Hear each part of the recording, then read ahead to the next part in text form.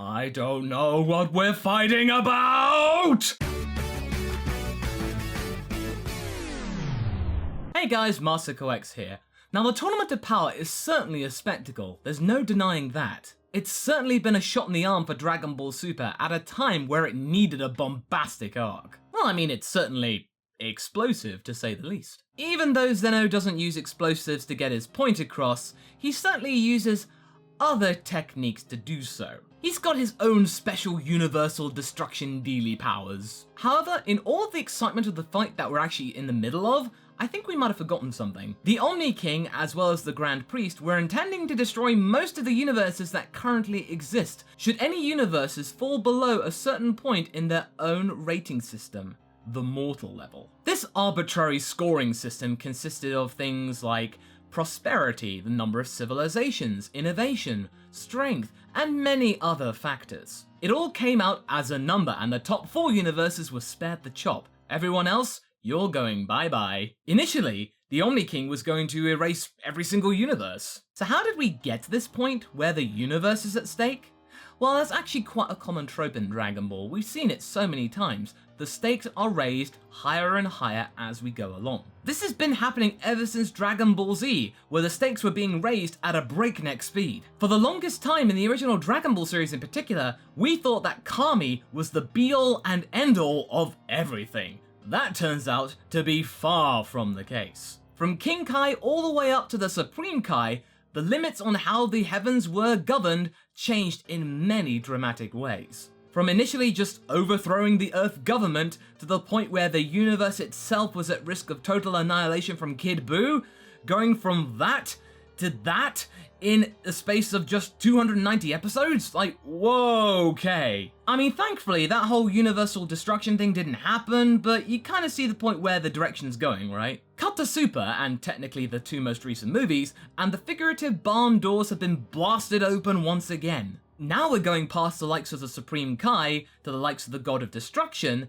and then later on, to the Omni King, the literal king of everything. Now in terms of the hierarchy going forward, there really isn't any believable way that you could go. If you go any further than the king of everything, that would get to the point where I could just go, yeah, okay, no, that doesn't make sense, I just don't buy it. Who can possibly be stronger than the Omni King? Well, of course, there is the ever-lauded Torbot, which is the avatar of the show's creator, Akira Toriyama. In Daizenshuu 7, he is jokingly listed to be the absolute ruler of everything in the Dragon World. Anyone else, they don't figure compared to him. The ultimate ruler of the DB world, and a far, far, far greater person than even Kaioshin, the Supreme Kai. His likes include cars, bikes, plastic models, movies, dogs, and women. His dislikes include having his ideas rejected by his editor, rats, and his job. For over 10 years, he bravely battled against having his editor reject his ideas. You should be intensely grateful. I reckon that this might be something that the show's creators might actually approach in terms of an idea if they ever wish to subvert conventional thinking, which is something that Toriyama absolutely loves to do with his audience. Be that as it may, I really hope it doesn't come to that. It's a little too farcical in my opinion. It's really not worth the comedic payoff that could ensue.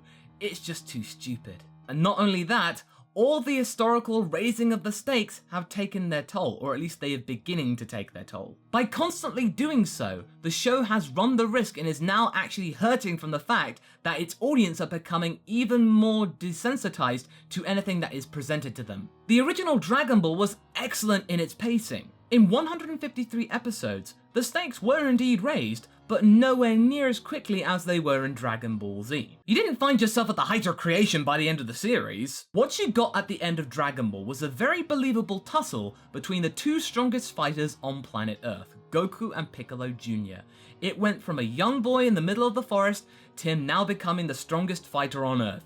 That sounds like something that could happen, or at least in your run-of-the-mill cookie-cutter story. This was something that resonated with audiences extremely well, and a perfect way to cap off such an iconic series. When you get to Z, the change of pace gets faster and faster. You start off with Goku and Piccolo being indeed the 2 powerhouses of Earth, and almost instantaneously, you find out that on the grand stage that is space, they don't even figure, they're just a mere speck. By the time we reach 291 episodes of Z, we have now reached the point where Goku and Vegeta are regulars on the sacred world of the Kais.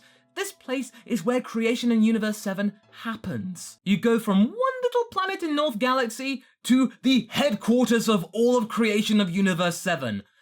That's a big gap. And all of this in just under twice the amount of episodes. The point that I'm trying to get at in this discussion is that by actually getting to the point of the Omni King so quickly in Dragon Ball Super, the writers have actually forgotten one thing, or at least have actually glossed over it now that we're in the Tournament of Power.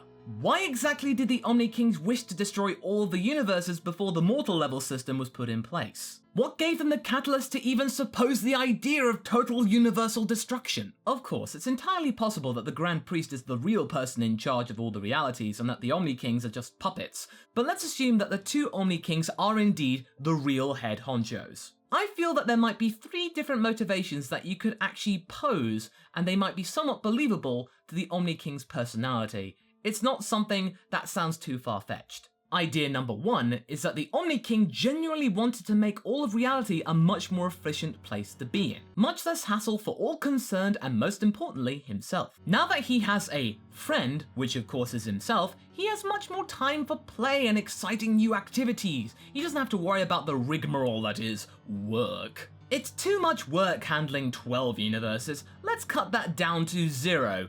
Okay, 4. Or like 5. But then you run into a problem with that idea though.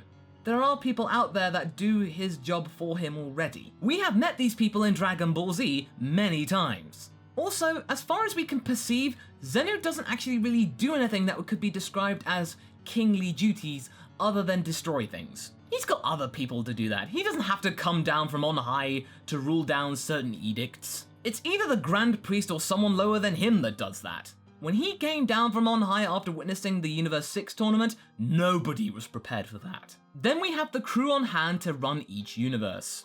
We have a Supreme Kai, plus his apprentice, the God of Destruction, plus his angel, as well as the 4 Compass Kais, as well as any other guardians of planets that exist in all the other universes. At a minimum, you have 10 beings that could run a universe on a day-to-day basis somewhat competently. They can take care of universes themselves. In fact, that's become the case so much that Shin wasn't even aware that the Omni King was a thing. The Omni King has been so hands-off as of late that the Supreme Kais in some of the universes have actually forgotten who the king of everything actually is. So when you take the fact that there's all of these universal committees out there, the fact that the Omni King would wish to make a concerted effort to make things more efficient just doesn't really play ball. The next idea could be a mixture of apathy, lethargy, and a certain case of subtle manipulation. The Omni King is rarely seen to be doing anything than sitting on his throne or playing a game with himself, or in case, with his other self from the future.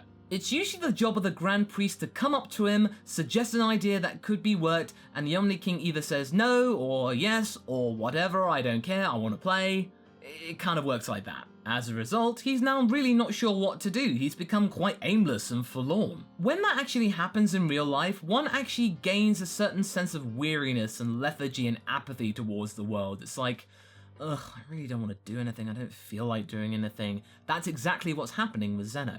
Any kind of diversion would be helpful. In the case of the Zenos, that has fallen down to playing games with planets, as well as a little bit of light entertainment. The Grand Priest, however, is much more in touch with the goings-on in all the universes, having actually his children pocketed in every single realm. He is much more aware and attuned about what needs to be done every day. He could then channel that further into his briefings with the Omni King, so that means he can subtly get what he wants without being too direct. And since the Omni King doesn't really seem to care that much anyway, the GP can pretty much say anything and the Omni King will just buy it because, ugh, I can't be bothered to invest so much time in thinking. And so the process repeats indefinitely. This fuels the theory that the Grand Priest might be somewhat nefarious in his dealings with the Omni King because he can actually be quite manipulative. And sometimes we hear the Grand Priest saying something without the Omni Kings actually saying it first. Did the Omni Kings actually say it, or is it all just from the GP? This idea, well, let's put this idea on layaway for now. The third idea could be that of just pure impulse. He just wants to destroy things. As far as we know, he destroyed 6 universes purely on impulse, so why doesn't he just do the same thing now?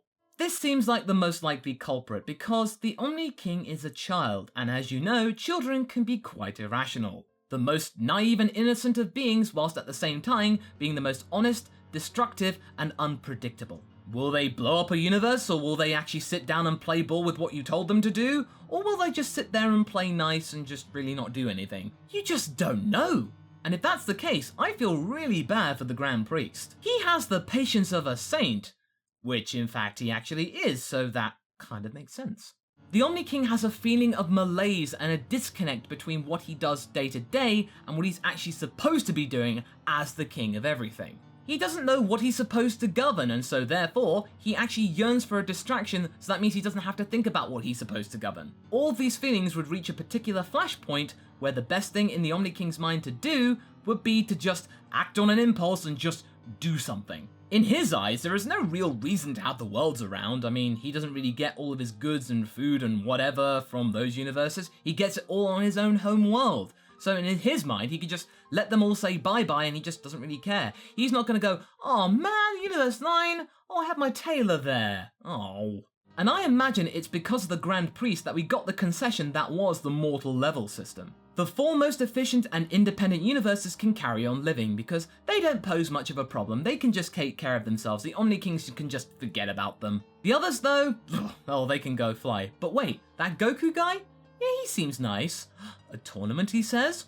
Ooh, that could be fun. I've not had that idea before. Let's do that. I mean, I guess it's better than Universe 7 being guaranteed total annihilation. So why are the universes being destroyed exactly? So as I just said, the Omni King just wanted to find an out of all the day-to-day grind, and he actually thought he had it. Thanks to Goku, they have a very cool and innovative way of actually going about the destruction process without looking too much of an asshole. But it's important to remember that the Tournament of Power wasn't planned at all. The Omni King forgot about the tournament idea after the Universe 6 arc. It was only Goku that reminded him. It does bring up a curious thought though.